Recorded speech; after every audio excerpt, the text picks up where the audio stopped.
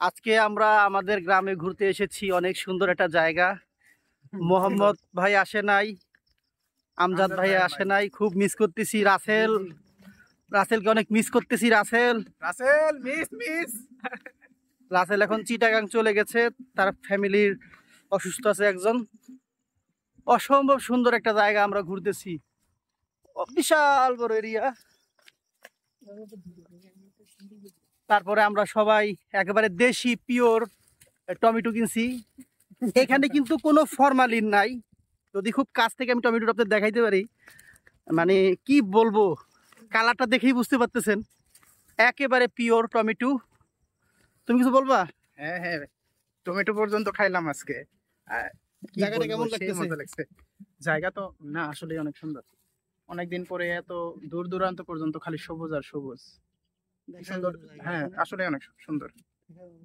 আরো পিছনে দুইটা ব্রিজ রেখে আসলাম, ব্রিজের উপর থেকে দেখতে তো আরো সুন্দর লাগতেছিল।